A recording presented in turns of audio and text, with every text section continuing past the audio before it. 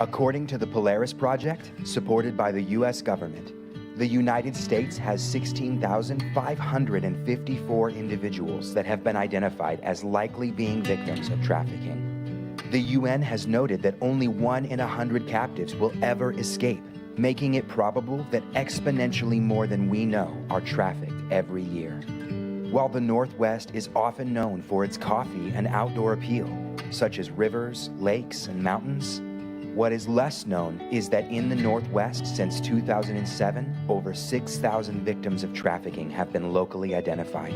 And according to the Fulcrum Institute, Washington State has the 6th largest concentration of past and current sex trafficking victims in the United States. Helping captives exists to honor God by providing opportunities for freedom and safety to those exploited by sex trafficking. Originally, Helping Captives provided a long-term care program for survivors all over the United States and partnered with other cities in need. Through those amazing partnerships, we have had women fly in from all over the country to receive our services. However, over the last 2 years, our organization has seen an uptick in local calls and walk-ins from women in our own city seeking emergency and stabilization care. After talking with community leaders, board members, and first responders, we decided to do our best to answer the call.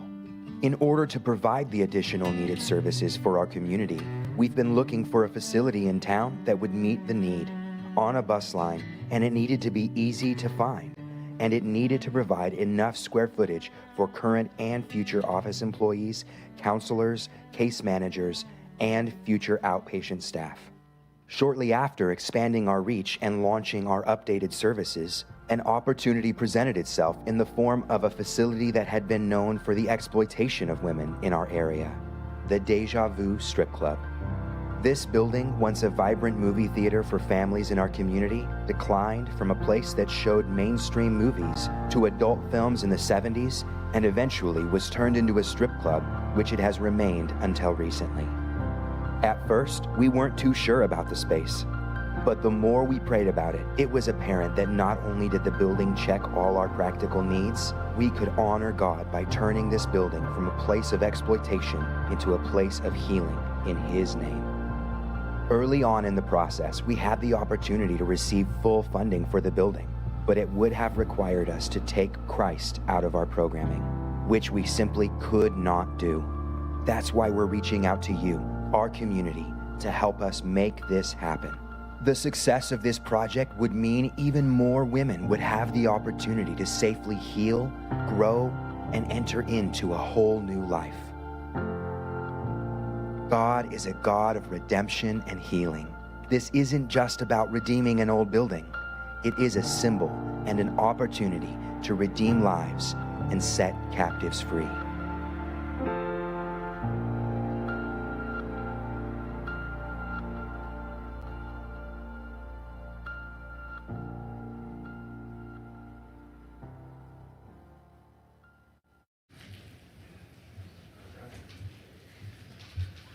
Well, that was good timing. We were in the back talking about cattle and beef, and I lost track of time. So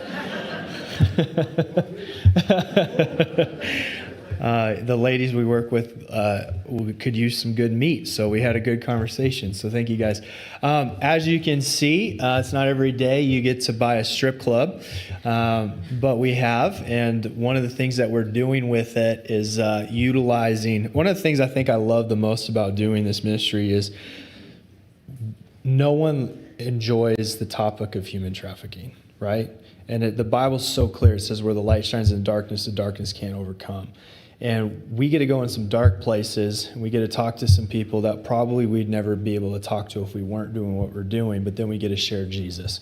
We get to share hope. We get to share salvation. I get to go on certain podcasts with people cussing the entire time and then share Christ with them. I love it as an evangelist. And so I think it's really neat. But one of the greatest things that's ever happened to our organization is we were praying for a facility that would be in a city on a bus line that we could eventually be able to do 24-hour intakes.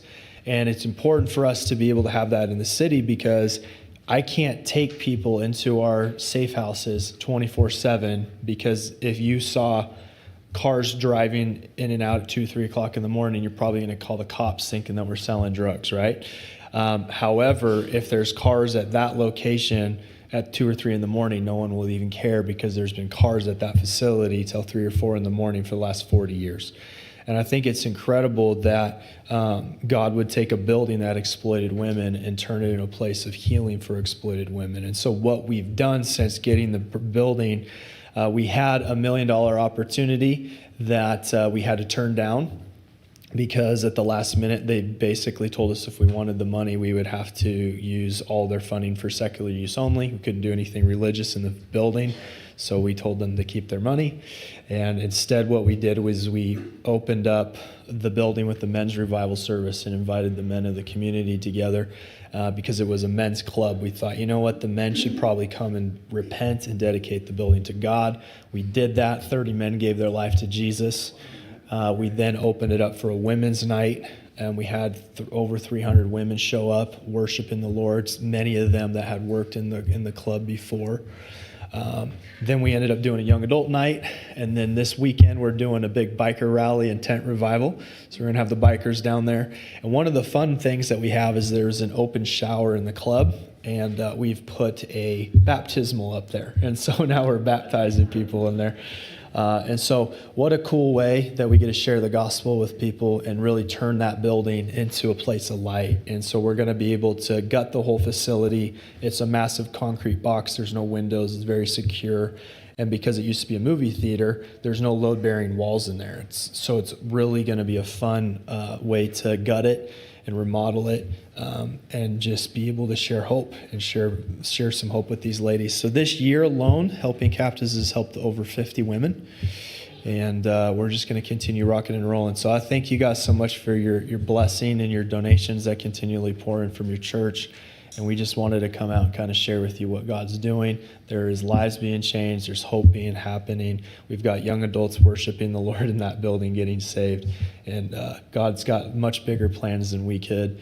I'm a visionary. I love ideas. I would have never thought in a million years to purchase a strip club. And so we are now looking and praying to purchase the bar right next door. So if you buy a club, might as well buy a bar. So you be praying for that, because that's our goal. We're praying that bar in, and then we're going to have the whole block. So thank you guys so much, and appreciate you.